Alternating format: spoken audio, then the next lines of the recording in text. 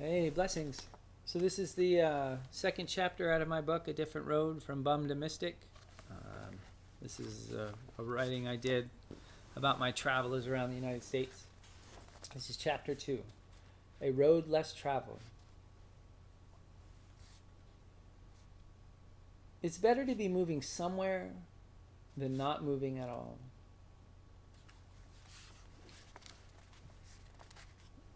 All right. If birth was the moment I began life, then the road was the moment I started living it. I felt alive for the first time, and the possibilities were endless. I was surrounded by 100 forks in the road, and I was happy to walk down any of them.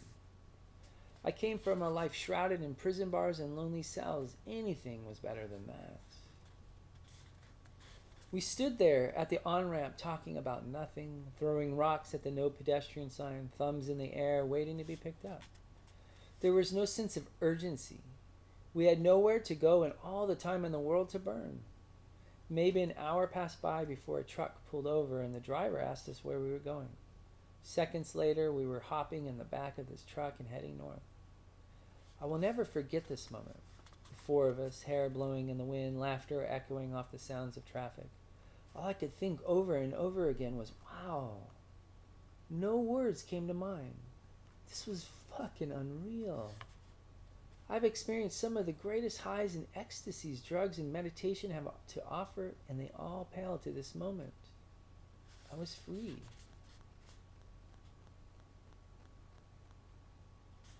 He drove us to Morro Bay. The sun was still high in the sky. The sound of the ocean was breaking upon the cliffs. Birds were soaring in the air. Truly, there are few moments in life as perfect as this. We decided to continue hitching, so down the road we walked, packs on our backs, thumbs in the air. After a few hours, we decided to split up into groups of 2. This way, we were more likely to get a ride. With 4 people, our only real option is a truck. Therefore, we split up, and not long after, found rides to Big Sur. We had $20. One of the travelers and I were for saving the money until we got down off the mountain, but the other 2 wanted cigarettes and some jerky. $5 per pack and some change for food, we were left with nothing. Gigglebug, the other traveler in agreement with me, was frustrated with the other 2. So, by default, we became hitching buddies. As we tugged our bags on our backs, a military transport pulled into the parking lot. Just for shits and giggles, we asked them for a ride, never thinking they would give us one. Surprisingly, they missed their turn and had to get down off the mountain to turn around again. They actually gave all 4 of us a ride. I've had many fascinating rides. Some of them will be talked about later, but this one was one of the most exciting. Here we were riding in the back with M16s and other weapons. There's nothing like our tax dollars being spent giving rides to bums. By the time we arrived in Monterey, our group of 4 was split asunder. The other 2 travelers were rude to the soldiers, and if there's one thing you never do when catching a free ride, it's to insult the driver. The trade-off for getting rides is to entertain. Conversation is often the cost, but sometimes just listening is what it takes. I cannot remember how many times I just sat there in the passenger seat listening to people talk about their problems, dreams, beliefs, and desires. We live in a fast-paced world, all alone for the most part, and so a perfect stranger is often the very thing some of us need to unload and to reflect. I love Gigglebug. While our travels did not last more than a few months, he was the perfect person for me to gain my first experience of the road with. He was funny, kind, respectful, and knowledgeable. That night, we searched for a quiet spot in the woods to sleep. The next morning, as the sun rose over the trees and the condensation soaked through our sleeping bags, we awoke to the sounds of morning traffic. Although the early morning is usually not the best time to catch a ride for Gigglebug and I, we never had a problem. In fact, one thing I have learned in my travels is the better the energy, the easier things flow. Our first ride was from an old man on his way to a job. He offered us breakfast and a little cash if we would help him until noon. It was perfect.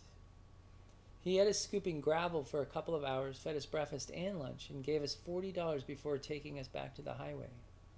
By 2 in the afternoon, we were on our way to Santa Cruz. Our next ride came from a pregnant 20-year-old with a baby in the back. I could not imagine what she was thinking, picking up two strangers off the road with a baby and another one on the way. She was the nicest person you could ever meet, with one of the hardest lives you could imagine. She was a full-time student holding a part-time job and doing it all alone. No family, no boyfriend, and no friends. How do people do that? While it is not common practice for travelers to give away some of their coveted money, we actually took her to a restaurant and bought her a meal while berating her for picking up strangers. You never know who the hell they are, we told her. We made it to Santa Cruz Made it to Santa Cruz. Standing on the boardwalk with $10 to our name, we were ready for anything. The sounds of the roller coaster drowned out the ocean waves. People were bumping into one another. Young teenagers stood around looking for a good time, while gangsters stepped through seeking trouble. I looked out to see an older couple walking on the beach holding hands. Every type of person you could imagine was here doing something, and we just stood there in awe. It was probably 5 or 6 by then, getting late enough for us to find a place to sleep for the night. Gigglebug suggested we catch a bus out into the woods somewhere, so we walked downtown to the bus depot and waited. While we were there waiting for the bus, a kid came up and handed us one of the most beautiful nuggets you could imagine.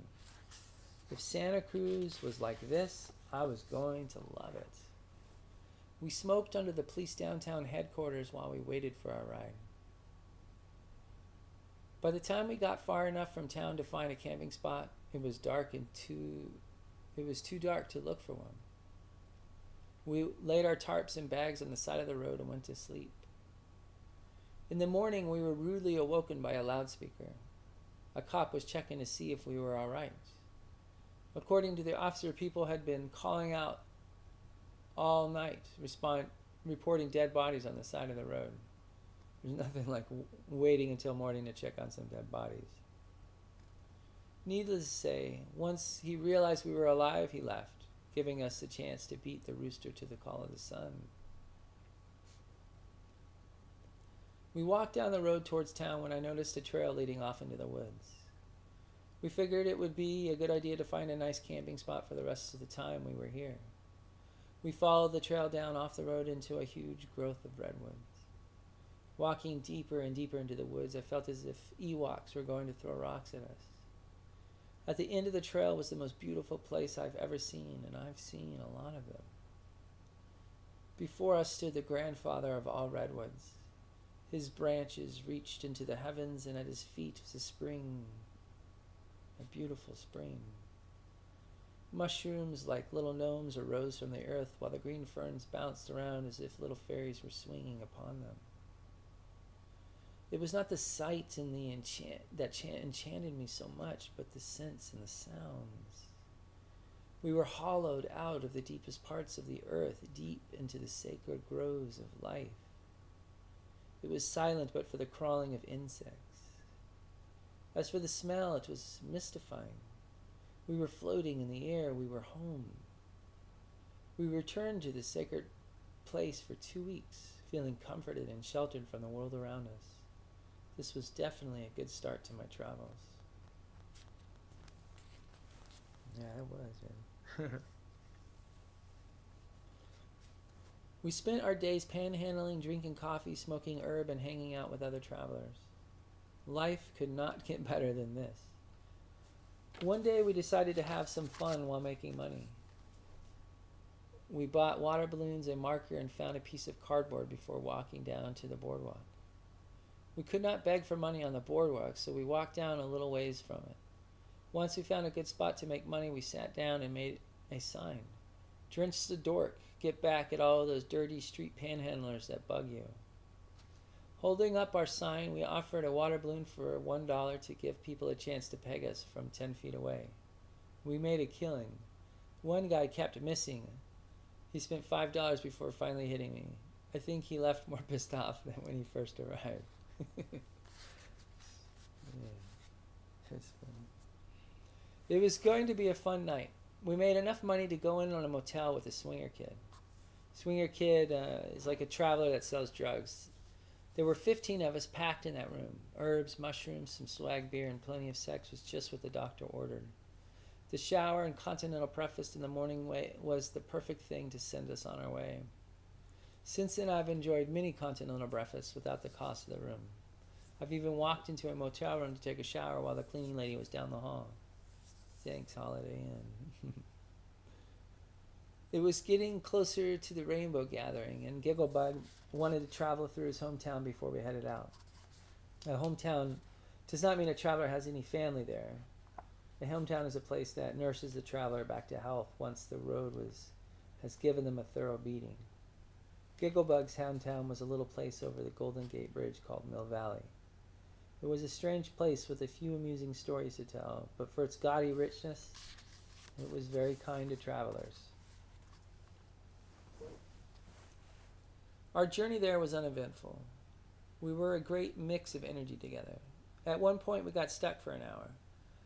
So for fun and to pass time, we lifted our shorts to show a little leg. Seconds later, a hairy old man picked us up. Thankfully, he had a truck bed we could jump into before he opened the door for us. He took us all the way to San Francisco. Once there, Gigglebug knew how to hit the buses to get to Mill Valley. Mill Valley is a cute little town. It has a small little square with a coffee shop at its head, beautiful kids hanging out on the benches, and happily guiding people walking by without once giving us a dirty look or cold shoulder. This was not a lucrative place to panhandle, but with the giveaway pastries and bagels at night and all the rich kids willing to sneak you into their parents' houses, we were never in want. The fact that Gigglebug knew a lot of kids here gave us many different places to sleep. We spent our time snorting crank, smoking herb, and having a good old time. This was a lovely place. In fact, this was the first town in which I had a local lover. Anytime I came back, she was there to take me and love me to high heaven. I can only hope she enjoyed herself as much as I did. It was time to leave. The gathering is but a week away, and hitching can oftentimes sidetrack us from the goals we set, much like life, in fact. The only problem was the curse of the town. Gigglebug failed to mention that this little village had a curse. According to him, long ago when the founders came to the valley, they raped and killed many of the natives. One of the last maidens to be on the land cursed the region, saying, "All who lie at my feet shall remain here forever." While I cannot claim to know if this curse is real or not, there was something keeping us there. Gigglebug showed me the center brick in the square and pointed out how it faced one way while all the other bricks faced the other. Could this be the key to the curse, we thought? We were so drunk that night, 5 of us sitting there in the middle of the square using butter knives, forks, and a little blowtorch to wedge the brick out. All the while, people kept walking by us as if nothing was happening. Nobody called the cops, and nobody stopped to ask what the hell we were doing. Finally, we got the brick out. We found someone with a car and drove to the Golden Gate Bridge. We ran to the first pillar and threw off the brick, laughing like hysterical children. Lights and sirens broke us from our insanity. The bridge patrol was making sure nobody was jumping. They stopped traffic to put us in their car and took us back to ours. What an experience. The curse was broken. The next morning, a new brick was put into place facing the same direction as the rest, and no one, not the newspaper or conversation over coffee, ever mentioned it. Since then, I've never had a problem leaving. Some travelers consider certain towns to be vortexes, places where the energy sucks us in instead of sending us out. Mill Valley was one of those places. We were off. It was hard getting over to Highway 5. It took a lot of buses and many short rides before we finally got there. Gigglebug told me it was better at this point to have a sign so that drivers can see where we're going and can better help us on our way. It worked, for in 2 rides we were in Shasta collecting food before catching another ride up the mountain. Travel time has always amazed me. Sometimes we can get to a destination quicker than if we were driving ourselves, while at other times, like trying to get through a city, it takes forever. Of course, there is no set path or way to catch a ride.